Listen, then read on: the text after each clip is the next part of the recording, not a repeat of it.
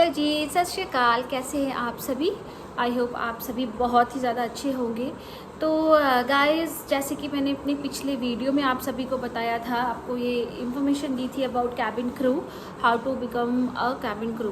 तो अगर आपने वो वीडियो नहीं देखी है तो मैं उसका लिंक आपने डिस्क्रिप्शन में डाल देती हूँ, आप प्लीज़ देखिए। और उसकी आगे का पार्ट है कि जो मैंने अपने लास्ट वीडियो में बताया था कि मैं ये बताऊँगी कि अब आपका सिलेक्शन हो गया है इंटरव्यू में, तो व्हाट नेक्स्ट, उसके बाद क्या होता है। इंटरव्यू क्लियर हो चुका है, उसके बाद का प्रोसेस क्या होता है, सो डैट आप मेंटली प्रिपेयर हो कि ओके फाइन, अब इसके बाद हमारा ये होने वाला है, ऐसे ट्रेनिंग्स होते हैं, ये सारी चीज़ें। तो मैं अब उसके बारे में आपको ब्रीफली बताऊंगी, तो सो दैट आप रेडी रहे उस चीज़ के लिए। और रेडी तो रहे उस चीज़ का वेट करना, जो आपको गूज़बम्स आएंगे, बटरफ्लाइज होते हैं पेट में, मतलब वो अच्छी सी फीलिंग, तो वो मैं आपको देना चाहती हूँ कि मैंने कैसा फील किया था, what was my experience after clearing the interview and got my offer letter in my hand, how what was the feeling, कैसा सब कुछ हुआ था। तो चलिए मैं स्टार्ट करती हूँ। और मोर ओवर बहुत लोग जो होते हैं ना, वो कैबिन क्रू की लाइफ के बारे में जानना बहुत ज़्यादा इंटरेस्ट रखते हैं। अगर वो they are not going for this profession, actually में ये कैबिन क्रू होती क्या है, उनकी लाइफ कैसी होती है, वो कैसे देखने में तो बहुत ही ग्लैमरस लगते हैं, तो उनका सारा प्रोसेस क्या है, हमें होता है ना जानना। तो इसके लिए एक ये भी चीज़ आपके लिए बहुत अच्छा रहेगा कि आप जानें कि कैबिन क्रू की ट्रेनिंग क्या होती है। और मोर ओवर जो जाना चाहते हैं वो भी रेडी रहे इस चीज़ के लिए कि भाई हमारा ये होने वाला है। ओके फाइन, तो मैं स्टार्ट करती हूँ। तो जैसे ही मैंने अपने पिछले ब्लॉग में बताया था कि इंटरव्यू क्लियर हो गया है, ऑफर लेटर आपके हाथ में आ गया है गाइस, वो जो फीलिंग होती है ना, पहले तो जब मेरे हाथ में ऑफर लेटर आया था, मुझे तो पहले विश्वास नहीं होता, रियली मैं कैबिन क्रू बन चुकी हूँ। तो क्योंकि मैं पहले ही ना ग्राउंड स्टाफ थी, तो वहाँ से मैंने इंटरनल जॉब पोस्टिंग्स होती है उसके थ्रू मैंने अप्लाई किया था, तो फिर मैं ग्राउंड स्टाफ से कैबिन क्रू बनी थी। ग्राउंड स्टाफ कैसे बनना उसके बारे में मैं आपको बताऊंगी हर चीज़ डिटेल में। अगर आप वो वाला प्रोफेशन भी, मतलब वो डिपार्टमेंट में जाना चाहते हैं तो उसमें भी जा सकते हैं। तो मैं ये बताती हूँ कि इसके बाद क्या हुआ था, तो वीडियो को लास्ट तक देखिएगा, आपको बहुत अच्छा लगेगा। अब ऑफर लेटर हाथ में आ जाता है, उसके बाद एक छोटी सी ब्रीफिंग होती है। जिनके हाथ में ऑफर लेटर आ चुके हैं, आप कैबिन क्रू बन चुके हैं, उनके लिए एक छोटी सी ब्रीफिंग सबसे पहले तो होती है कि आपके मेडिकल्स कब होंगे, आपको क्या क्या डॉक्यूमेंट्स जमा करने हैं, आपका फीस स्ट्रक्चर जो होता है ना, फी नहीं है, जैसे मैंने अपने वीडियो में बताया था कि आपको थोड़ा अमाउंट देना पड़ता है जो कि रिफंडेबल होता है, जो आपको 3 साल के बाद एज अ लॉयल्टी बोनस मिल जाता है वापस। जितने पैसे दिए उससे डबल ही मिलते हैं, बट 3 साल के बाद मिलते हैं, बट मिल जाते हैं। तो क्योंकि आपकी ट्रेनिंग सब कुछ इंक्लूडेड रहता है ना, आपको 15 डेज का स्टे मिलता है, वो सारी चीज़ें मैं आपको अभी बताती हूँ ब्रीफ में क्या क्या होता है। तो वो सारी चीज़ें आपको ब्रीफ की जाती है कि आपको डॉक्यूमेंट्स क्या क्या लाने हैं, आपको सारा प्रोसेस क्या होता है। तो अब ये सारा ब्रीफ हो गया, अब आप चले गए घर अपने। उसके बाद में आपको कभी भी कॉल आ जाएगा कि भाई आप अपना मेडिकल करा लीजिए। सबसे पहले तो मेडिकल के लिए भी, अगर तो आप सेम सिटी में, जैसे हमारा इंडिगो का हेडक्वार्टर जो था दिल्ली में था, तो वो लोग आपको एक जगह भेज देंगे, वो सारे के सारा आपको कैबिन क्रू एक जगह जाता है। आप सबसे पहले आपको वहाँ बुला लिया जाएगा हेडक्वार्टर में, ट्रेनिंग सेंटर पे, जो ट्रेनिंग सेंटर होता है वहाँ पे आपको सबको बुला लिया जाता है। उसके बाद आप सभी को एक साथ मेडिकल्स के लिए भेजा जाता है। मेडिकल्स में आपकी A to Z blood test, आपकी बॉडी का एक एक पार्ट चेक होता है, ठीक है। आपको कोई इंटरनल प्रॉब्लम तो नहीं है, आपके दांत चेक किए जाते हैं, हर चीज़ डिटेल में चेक की जाती है। ब्लड टेस्ट होता है और चीज़ चेक की जाती है। वो स्किन वाला टेस्ट, वो medical round is different, medical test is different, क्योंकि आपको फ्लाई करना है ना, तो आपको कोई भी ऐसी बीमारी, ऐसी चीज़ नहीं होनी चाहिए जिससे कि आपको फ्लाइंग में कोई इश्यू हो जाए, कोई प्रॉब्लम हो जाए, कोई हार्ट डिजीज तो नहीं है आपका। अगर D3 भी बॉडी में कम हो तो भी आप फ्लाई थोड़े टाइम के लिए आपको रोक देंगे कि D3 नॉर्मल करके आइए। आपको थायराइड है तो उसके लिए भी आपको रोक दिया जाएगा कि आप थायराइड नॉर्मल करके आइए। अगर आपको माइग्रेन है तो आप फ्लाई ही नहीं कर सकते, because migraine is a very different dangerous thing ना। आपको माइग्रेन है तो फ्लाई नहीं कर सकते। ऑल दिस थिंग्स अगर ये सारी पिक्चर में आ गई तो वहाँ से आपको फिर डिसाइड होगा कि भाई आप आगे बढ़ेंगे या यही रुकने वाले हैं। तो आपका मेडिकल क्लियर हो जाएगा, उसके बाद में आपको इंडक्शन के लिए बुलाया जाएगा। उससे पहले आपको वहाँ रहने के लिए ट्रेनिंग सेंटर जो होता है वहाँ पे आपको डिपेंड करता है एयरलाइन टू एयरलाइन। तो हमारी एयरलाइन में तो हमें 15 डेज़ का स्टे मिलता है होटल में।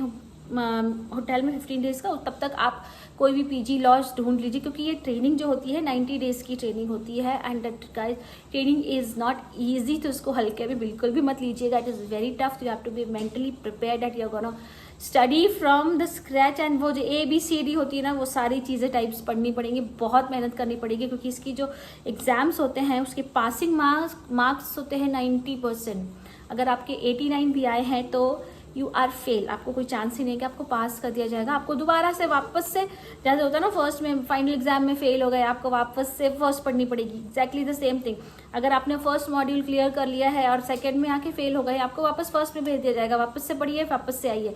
तो ऐसे आपका टाइम लंबा खिंचता जाएगा, निकालेंगे तो नहीं पर टाइम लंबा खिंचता जाएगा अननेसेसरी। तो आपको स्टार्टिंग से ही पढ़ाई शुरू कर देनी पड़ेगी, बहुत ज़्यादा पढ़ना पड़ेगा। तो 15 डेज़ का स्टे मिल जाता है आपको, तब तक आप पीजी ढूंढ लीजिए और उसके बाद में आप अप डाउन करिए। लेकिन पिक एंड ड्रॉप कंपनी देती है आपको अपना ट्रैवल करने की ज़रूरत नहीं है। पिक एंड ड्रॉप आपको आपकी कंपनी देगी। खाना दोपहर का भी डिपेंड करता है एयरलाइन टू एयरलाइन। इंडिगो में खाना भी मिलता है। इंडिगो जितनी फैसिलिटी मुझे नहीं लगता किसी और भी एयरलाइन में मिलती होगी गाइस। बहुत ही ब्यूटीफुल एयरलाइन है, बहुत ही प्यारी। आपको हर चीज़, छोटे बच्चे को जैसे रखते हैं ना वैसे ट्रीट किया जाता है वहाँ पे। बहुत ही प्यार से आपको हर चीज़ की ट्रेनिंग भी इतनी डिटेलिंग में दी जाती है। वहाँ के इंस्ट्रक्टर्स जो है ना, वो मैं बताऊँ आपको इतने अच्छे हैं। मतलब वहाँ पे जैसे मर्जी चले जाओ, वहाँ से बाहर निकलोगे ना, you will be a different person, trust me. तो हमने फिर वहाँ पे इंडक्शन, सबसे पहले इंडक्शन होता है। आपकी सारी डिटेल्स ली जाती है, आपके डॉक्यूमेंट्स ली जाते हैं, आपके जो सर्टिफिकेट्स होते हैं, जो भी आपने क्वालिफिकेशन अपनी लेटेस्ट बताई, हर चीज़ के सर्टिफिकेट्स, हर चीज़ वो सब ले जाते हैं। आपके बैंक डिटेल्स ली जाते हैं, आपका नया बैंक अकाउंट बनाया जाता है। और स्टाफ ट्रैवल जो होता है उसमें आपका नाम, सबसे ब्यूटीफुल चीज़ इंडिगो में है या किसी भी एयरलाइन में होती है स्टाफ ट्रैवल। आपको ट्रैवलिंग की बहुत आसान हो जाता है गाइस, क्योंकि हमारे में इतना कि आप स्टाफ ट्रैवल मिल जाता है, आप इतने जितने मर्जी ट्रैवल कर सकते हो। वो भी डिपेंड करता है एयरलाइन टू एयरलाइन। जैसे कुछ एयरलाइंस में जैसे स्टाफ ट्रैवल्स होते हैं कि आप जितने मर्जी बार फ्लाई कर सकते हो मिनिमम चार्जेस देके। कुछ एयरलाइंस में होता है कि आप एक फिक्स ट्रैवल है इतना कर सकते हो, बट वो भी फ्री होता है, उसमें कोई पैसे भी नहीं देने पड़ते। तो वो भी आप जिस एयरलाइन में जाओगे उसके terms and conditions and rule regulations होते हैं, उनके SOPs होते हैं, वो फॉलो करने पड़ते हैं, दैट्स इट। बट प्रोसेस यही होता है, इसी चीज़ से आपको गुजरना पड़ता है। तो आपका फर्स्ट डे तो इंडक्शन में ही चला जाएगा कि सब कुछ बताया जाएगा, भाई ऐसा ऐसा ऐसा। आपकी DD ली जाएगी, जो पैसे होते हैं वो अभी पहले तो 50,000 थे, अभी मालूम नहीं मुझे कितने हैं, वो भी आपको वहाँ जाके ही पता चलेगा। वो सारी चीज़ें होने के बाद में फिर आपकी स्टार्ट होती है ट्रेनिंग। ट्रेनिंग में गाइस मॉड्यूल्स होते हैं, आपको बहुत चीज़ें पढ़नी पड़ती हैं, सेफ्टी पढ़नी पड़ती है, सिक्योरिटी पढ़नी पड़ती है। स्टार्टिंग से धीरे धीरे टफ होता जाता है और आपको सारे एग्जाम्स क्लियर करने, ऐसा नहीं आप पढ़ लिए हो गया। आपको एक मॉड्यूल ख़त्म होगा, आपका एग्ज़ाम होगा, टेस्ट होगा, आपका टेस्ट होगा। अगर आप पास हुए, 90% आ गए, 90 आ गए, तो आप नेक्स्ट मॉड्यूल में जाओगे, अदरवाइज आपको वापस से वही पढ़ना पड़ेगा। तो स्टार्टिंग से ही पढ़ना पड़ेगा, आपको बहुत पढ़ाई करनी होगी। उसमें स्टार्टिंग में आपको तो पहले एयरक्राफ्ट के बारे में ही बताएंगे, पहला का मॉड्यूल तो सारा आपका एयरक्राफ्ट होगा। उसके बाद धीरे धीरे धीरे आगे बढ़ते रहेंगे, डेंजरस गुड्स पढ़ाएंगे एयरक्राफ्ट में, एयरक्राफ्ट की इक्विपमेंट्स के बारे में बताया जाएगा आपको, एयरक्राफ्ट में क्या क्या होता है। जहाज में जगह जो भी चीज़ें होती है ना, छोटी से छोटी चीज़, अगर एक पिन भी लगी हुई है ना जहाज के अंदर, एयरक्राफ्ट के अंदर, तो वो किसी कोई लॉजिक है, वो एम ही नहीं लगा दी गई है। हर चीज़ के एक छोटी सी पिन की बात बता रही हूँ, अगर वो भी है, आप समझ जाइए कि कुछ तो रीज़न है जो वहाँ पे है। ऐसे ही कुछ भी चीज़ नहीं पड़ी रस में। एयरक्राफ्ट में हर चीज़ का एक मतलब है और हर चीज़ आपको सीखनी पड़ेगी। जो भी इक्विपमेंट्स होते हैं ना, वो कहाँ पे रखे हुए हैं, उसको ऑपरेट कैसे करना, वो आप नींद में भी कोई आपसे, आपको ऐसा रटना पड़ेगा ना कि आप नींद में भी कोई आपसे पूछे ना तो आपको आना चाहिए। हमारी इमरजेंसी के प्रोसेस क्या है, प्रोटोकॉल्स क्या फॉलो करने हैं। आप इमरजेंसी में कुछ भी नहीं कर सकते, वो प्रोटोकॉल है आपका, एक ये फॉलो करना ही पड़ेगा। आप टर्बुलेंस आ गया, क्रैश हो गया, आपको कैसे फॉलो करना है, आपको क्या करना है, कैसे अपनी सबसे पहले प्रायोरिटी आपकी पैसेंजर से, आप उनको कैसे देखना है। टर्बुलेंस में अगर हमारा ऑक्सीजन कम हो गया, कुछ मतलब आपको ऐसी ऐसी चीज़ें बताई जाएंगी ना कि आपको जब निकलोगे आपको फील होगा कि ओह आप तो अकेले ही पूरा जहाज़ हैंडल कर सकते हो, हर चीज़ हैंडल कर सकते हो, आपको इतना कॉन्फिडेंस आपके अंदर आ जाता है। तो ये सारे 10-12 मॉड्यूल्स होते हैं, वो बुक होती है गाइस, वो थोड़ी कॉन्फिडेंशियल होती है, तो वो मैं आपको नहीं दिखा सकती, यहाँ पे बता नहीं सकती। हर एयरलाइन का अलग कॉन्फिडेंशियल बुक्स होती है जो मेरे पास है, क्योंकि हमें दी गई थी, बट आई एम सॉरी मैं वो तो नहीं दिखा पाऊँगी। बट यस, इतनी मोटी बुक होती है जो आपको रटनी पड़ेगी, सारे फुल फॉर्म्स व्हाटएवर हर चीज़ रटनी पड़ेगी डीजीसी का। उसके बाद में होगा आपका बीसीएस का एग्ज़ाम होता है, जो Bureau of Civil Aviation Security होती है, वो सिक्योरिटी का अलग एग्ज़ाम होता है।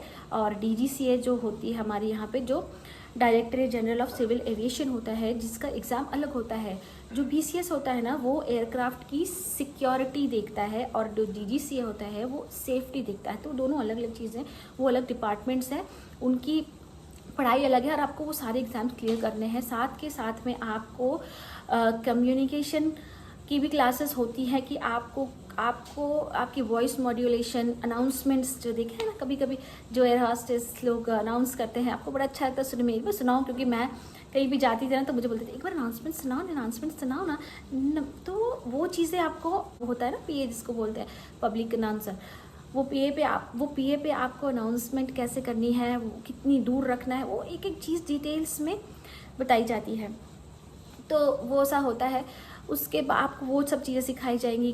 फिर आपको आपकी इंग्लिश में थोड़ी ग्रामर मिस्टेक वो आपको बताया जाएगा। आपको प्रोनाउंसिएशन कैसे है वो, आपका अगर कुछ प्रॉब्लम है वो A to Z चीज़ें सिखाई जाएंगी। फिर ग्रूमिंग सिखाई जाएगी, आपको मेकअप करना सिखाया जाएगा। बहुत कुछ लोगों को मेकअप करना बहुत पसंद होता है ना, तो वो तो आपका, और जो आप उनका जो मेकअप रूम होता है ना गाइस, आप वो देखेंगे तो मैं क्या ही बोलूँ, आप तो खुशी हो जाएंगी कि वाओ मैं कहाँ आ गई हूँ, इतना प्यारा मेकअप। और वहाँ पे जो इंस्ट्रक्टर्स होते हैं वो सारा मेकअप सिखाते हैं आपको, तो आपको टेंशन लेने की ज़रूरत ही नहीं। एक बार आप उसमें चले गए तो पूरा आपको हर चीज़ सिखा दी जाएगी। और 90 डेज़ की ट्रेनिंग के बाद में जो होता है, और हाँ, और आपको डिचिंग, वो जो इमरजेंसी प्रोसेस होती है उसमें आपकी डिचिंग होती है। फायर फाइटिंग भी आपको सिखाई जाती है, आग से, अगर एयरक्राफ्ट में आग लगे कैसे फाइट करना है। अगर आपको पानी में एयरप्लेन जब पानी में लैंड हो जाता है, जिसको डिचिंग कहते हैं, वो हुआ तो आपको उससे कैसे बचना है। वो सब चीज़ें ना, ट्रेनिंग टफ भी होती है बट मज़ा भी बहुत आता है गाइस, क्योंकि आपके इतने सारे फ्रेंड्स बन जाते हैं। सारे कैबिन क्रू अलग अलग शहरों से आते हैं, आप मिलते हैं, वो लाइफ ही अलग होती है। आप सबसे मिलेंगे, सारे फ्रेंड्स, हर स्टेशन में आपके 1-2 फ्रेंड्स बन जाते हैं, अच्छी किसी से क्लोज फ्रेंडशिप हो जाती है, किसी से एवी होती है। लेकिन आप कल को फ्लाइट जब करोगे और आपको वो फ्रेंड्स मिलते हैं ना, तो उसके बाद आपको अलग, अरे ये मेरी बैचमेट है टाइप्स ऐसी फीलिंग आती है, बहुत अच्छा लगता है। वो सब क्लियर 90 डेज़ की ट्रेनिंग क्लियर होने के बाद में आपका फाइनल एग्ज़ाम होता है, जिसको बोलते हैं डीजीसीए का एग्ज़ाम। वो क्लियर करना तो इज़ वेरी मस्ट, आपको वो क्लियर हो जाएगा तो आपको लाइसेंस मिल जाएगा फ्लाई करने का। और गाइस लाइसेंस एक बार मिल गया, मतलब वो एग्ज़ाम एग्जैक्टली सेम 90% मार्क्स आपके लाने ज़रूरी है। और वो जो डीजीसीए का एग्ज़ाम होता है ना, वो ट्रेनर्स नहीं लेते, बाकी के मॉड्यूल्स के एग्ज़ाम्स होते हैं वो ट्रेनर्स लेते हैं, लेकिन जो डीजीसीए का एग्ज़ाम होता है वो ट्रेनर्स नहीं लेते, वो डीजीसीए के लोग आते हैं लेने के लिए। वो देखते हैं आप कितने पानी में हो। मेडिकल इमरजेंसी भी दिखाई जाती है आपको, फर्स्ट एड, तो आपको फर्स्ट एड सिखाया जाता है कि कैसे जो इमरजेंसी, मेडिकल इमरजेंसी आ गई तो आपको कैसे हैंडल करना है, वो सब चीज़ें, हर चीज़ सिखा के उसके बाद लास्ट में आपको वो टेस्ट होगा। उसके बाद आप क्लियर हो जाएंगे, आप तो भी आप you are ready to fly guys. Uniform में आपको वॉक करना सिखाया जाएगा, बैग कैसे पकड़ना है, वॉक कैसे करना है, देखना कैसे है, ये सारी चीज़ें करके आपको एक प्रॉपर कैबिन क्रू बना के भेज दिया जाएगा कि अब जाओ मैदान में और झंडे गाड़ो गाइस। और उसके बाद फर्स्ट आपकी जो फ्लाइट होती है ना, वो आपको 2 फ्लाइटें पहले जो होती हैं, 2 से 3 फ्लाइटें जो होती है ऑब्जर्वेशन फ्लाइट्स होती है, मतलब कि आप सिर्फ ऑब्जर्व करोगे कि एयरक्राफ्ट में हो क्या रहा है, क्योंकि प्रैक्टिकल और थ्योरी दोनों में बहुत डिफरेंस होता है गाइस। जो थ्योरी में पढ़ाया जाता है वो exactly same to same practically में नहीं होता, क्योंकि थ्योरी में तो जो लिखा है वो पढ़ाएंगे, लेकिन प्रैक्टिकल में अगर आप जो हर पैसेंजर अलग होता है ना, तो हर कोई का अलग एक्सपीरियंस होता है। कोई पैसेंजर को तो हम ये नहीं बोल सकते ना कि भाई हमारी थ्योरी में ये लिखा है तो आपको ऐसे ही बोलना है, नहीं, वो अलग बोलेंगे। तो उस हिसाब से रिएक्ट कैसे करना है चीज़ों को, वो ऑब्जर्वेशन के लिए आपको पहले 2 से 3 फ्लाइटों में ऑब्जर्व करने के लिए भेजा जाएगा। तो आप सिर्फ बैठोगे वहाँ पे, कैबिन क्रू जो होते हैं अपने सारे वो ऑपरेट करेंगे, आपको उनको ऑब्जर्व करना है, थोड़ी बहुत हेल्प करनी है। जो लीड होती है वो आपसे थोड़े से क्वेश्चंस पूछेगी कि आप कितने पानी में हो, आप क्या सीख के आए हो, वो थोड़े आपको प्रोसेस बताएंगे और जाके पूरा हर चीज़ दिखाएंगे आपको, भाई आप ऑब्जर्व करो। उसके बाद में जो थर्ड फ्लाइट होती है वो आपको सोलो फ्लाइट होती है, मतलब आप जो लीड होती है उसके साथ साथ रहेंगे फॉरवर्ड में, लीड के साथ में। जो जैसे अब जो 320 में हमारे 4 कैबिन क्रू होते हैं ना, तो 4 कैबिन क्रू में जो लीड के साथ जो रहती है ना वो तो जूनियर मोस्ट रहती है, तो उसको लीड के साथ रखते हैं ताकि कोई गलती ना हो, तो लीड है जो संभाल लेगी। तो वो आपकी सोलो फ्लाइट, वहाँ से आपकी सोलो फ्लाइट शुरू हो जाती है गाइस। तो अब उसके बाद से आपका फ्लाइंग शुरू हो गया है। आपको बहुत ज़्यादा ध्यान रखना पड़ेगा अपना फ्लाइंग के दौरान, आपको टाइम से उठना, और स्टार्टिंग में थोड़ी सुबह उठने का टाइम तो रहता नहीं कभी भी कैबिन क्रू का, लेकिन ये लाइफ बहुत खूबसूरत है गाइस और बहुत सुंदर है। आप खूब इंजॉय करिए, क्योंकि लोग पैसे दे दे के घूमते हैं, हमारे लेओवर्स इतने अलग अलग शहरों में अलग अलग कंट्रीज़ में होते हैं ना, फ्री में घूमने को मिल रहा है, पैसे भी मिल रहे हैं। तो मैं तो बोलूँगी कि अगर आप ये प्रोफेशन चुन रहे हैं तो गाइज़ बहुत अच्छा प्रोफेशन है, बहुत मेहनत करिए और इसको इंटरव्यू क्रैक कर लीजिए और आपकी लाइफ टोटली चेंज हो जाने वाली है। आपका एक अलग स्टैंडर्ड होगा, एक अलग लाइफस्टाइल बन जाएगी आपकी, वो एक मेंटेन लाइफस्टाइल अच्छी रहेगी। तो गाइज़ आई होप आपको ये वीडियो बहुत अच्छी लगी होगी और बहुत ही ज़्यादा इन्फॉर्मेटिव रही होगी आपके लिए। तो अगर ये वीडियो अच्छी लगी तो प्लीज़ मेरी वीडियो को लाइक और चैनल को सब्सक्राइब ज़रूर कर लीजिएगा, और आई होप आप खुश रहे और एंजॉय करें और इंटरव्यू की तैयारी करें। Thank you so much, bye bye.